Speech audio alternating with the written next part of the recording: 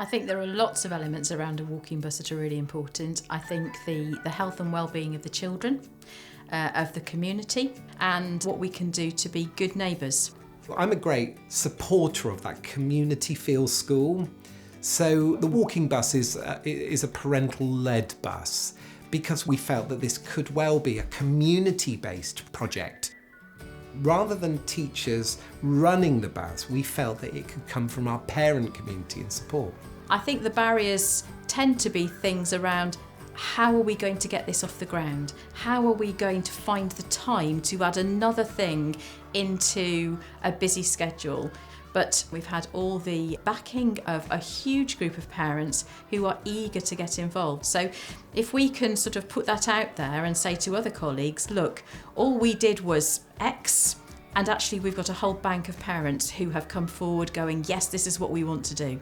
We're really fortunate here. We've got a very strong parent forum who meet termly, and we made one of our topics for discussion walking bus and parking, and they were so invigorated that then went out on newsletter, email, and we had a launch.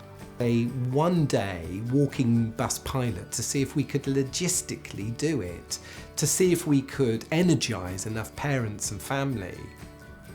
And we were bowled away by the sheer volume and number of children. I think we had about 60 children and their associated parents. So we speculated that this could be something that could continue in the next academic school year.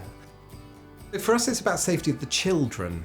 So there has to be some kind of training consideration for the parents to replicate the things that teachers do automatically around keeping children safe about crossing roads, being road aware, being pavement aware. So the safety aspect is the big key message from us, really.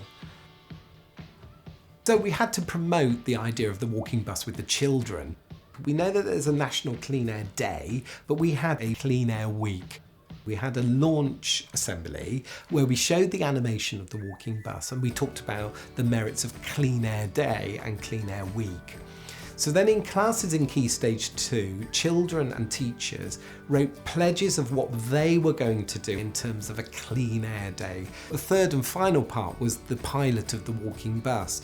So all those parts of the jigsaw came together in this overall umbrella of Clean Air Day, but this sense of this was going to be the backdrop for the walking bus.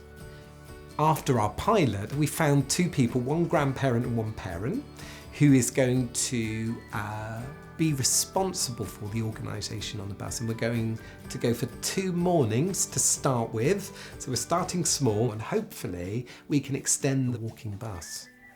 I'd like information about the walking bus to be included in the welcome pack for new reception parents, so as well as details about how to get a parking permit, you're also made aware that there is a walking bus and your child can participate in that. Our pilot this year has been mainly used by reception age children, so I'm really hopeful that will mean that right from the beginning of school, parents and families will take part. It doesn't matter what the weather is. We can put the right clothing on and we can walk whatever the weather. The benefit we see is that children are far more ready for learning, that they've got out of their system that tiredness from getting up, and they come into school, they are feeling refreshed, they are feeling invigorated, and they're ready to engage in lessons and learning in a far more prepared way. I'd say give it a go. Contact Baines Council, get the packs, talk to somebody there and give it a go.